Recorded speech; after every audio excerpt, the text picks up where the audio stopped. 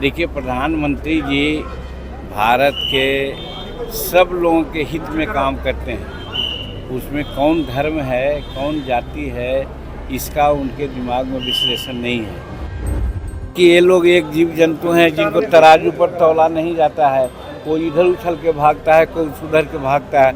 उसी प्रकार से ये लोग हैं।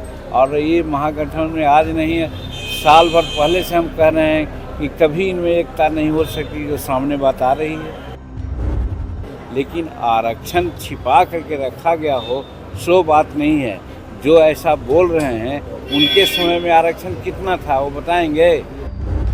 जो हम अपने मुख्यमंत्री काल में जो निर्णय समाज के हित में लिया था, उसको पूरा कराने के लिए हमको बल चाहिए, और वो बल में कम से कम 20 विधायक हमको चाहिए। प्रधानमंत्री के द्वारा गरीब मुसलमान के लिए लाई गई योजना पर केंद्रीय मंत्री जीतन राम मांझी ने कहा, प्रधानमंत्री भारत के सब लोगों के हित में काम करते हैं।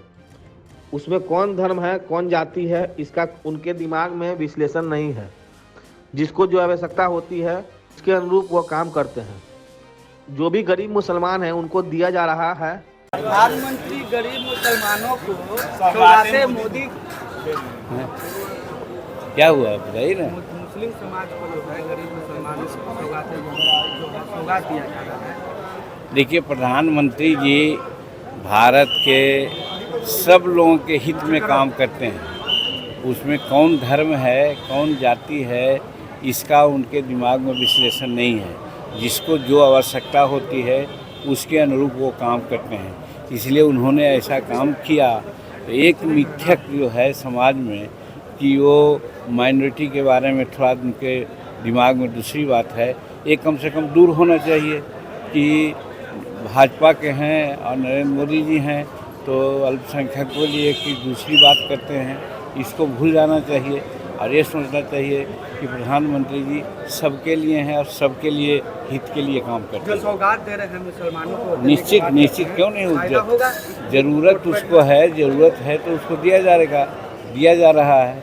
इसमें कहाँ कोई दिक्कत बात है। राजद की इफ्तार पार्टी में कांग्रेस के बड़े नेता नहीं पहुंचे थे। इस पर जीतन राम मांझी ने कहा कि हम लोगों ने बहुत पहले ही बोला है कि यह लोग जीव जंतु हैं, इनको तराजू पर तौला नहीं जाता है। कोई इधर उछल के भागता है, कोई उधर उछल के भागता है। उसी प्रकार से यह लोग हैं महागठबंधन में। आज नहीं, साल भर पहले से हम लोग कह रहे हैं कि कभी इनमें एकता नहीं हो सकती है।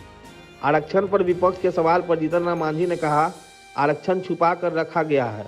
ये बात नहीं है। जो ऐसा बोल रहा है, उनके समय में आरक्षण कितना था वो बताएंगे। तो कल राजद में इफ्तार पार्टी दी गई थी सर, लेकिन कांग्रेस का कोई भी नेता उसमें नहीं पहुंचा बुलाने पर भी। सर कैसे देखते हैं? आप यही जान सकते हैं। इसके तो हम बहुत पहले बोले हैं कि ये लोग एक जीव जंतु हैं जिनको तराजू पर तौला नहीं जाता है। कोई इधर उछल के भागता है, कोई उधर के भागता है। उसी प्रकार से ये लोग हैं। और ये महागठबंधन में आज नहीं है, साल भर पहले से हम कह रहे हैं कि कभी इनमें एकता नहीं हो सकती, जो सामने बात आ रही है। आरक्षण को लेकर के आज जो है प्रोटेस्ट जो है विपक्ष के नेताओं के द्वारा है, ये बिहार की सरकार आरक्षण चोर कहा जा रहा है सर। नहीं, कोई कह दे, किसी पर इल्ज़ाम लगा दे, अलग बात है। लेकिन आरक्षण की बात जहाँ तक होती है, अभी कोई तजवीज़ तो नहीं किया है। हालांकि हम भी कई एक बार ऐसा चर्चा किया है कि आरक्षण किस हद तक हमको मिल रहा है, उसके लिए कमीशन बनना चाहिए। वो अभी न बनी है, वो एक अलग बात है। लेकिन आरक्षण छिपा करके रखा गया हो सो बात नहीं है। जो ऐसा बोल रहे हैं, उनके समय में आरक्षण कितना था वो बताएंगे। 20 सीट के सवाल पर जीतन राम मांझी ने कहा, हम अपनी आवाज़ को विधानसभा में बुलंद करेंगे। जो हम अपने मुख्यमंत्री काल में समाज के हित में लिया, उसको पूरा करने के लिए हम लोग को बल चाहिए। उस बल में कम से कम हमको 20 विधायक चाहिए। 20 विधायक का मतलब है 40 सीट पर 35 पर लड़ेंगे। हम हर हालत में 20 विधायक जीत कर आएंगे। जो हम अपने मुख्यमंत्री काल में जो महिलाओं के लिए, विद्यार्थियों के लिए, खेती हर किसानों के लिए या ठेका आरक्षण का मामला हो, इस सब चीज़ को हम प्रभावी ढंग से लागू करवा सकते हैं। इसके लिए हमें 20 सीट चाहिए।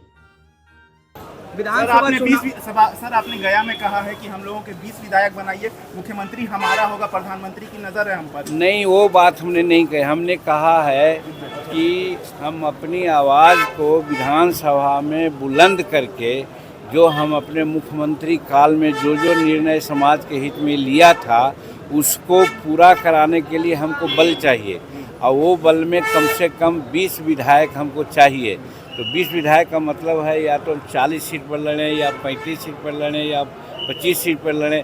हम हर हालत में 20 विधायक जीत के आएंगे। तो जो हम अपने मुख्यमंत्री काल में, चाहे महिलाओं के लिए, विद्यार्थियों के लिए, या खेतिहर किसानों के लिए, या ठेका आरक्षण का मामला हो, या ज़मीन का मामला हो, सब चीज़ को हम प्रभावी ढंग से लागू करवा सकते हैं।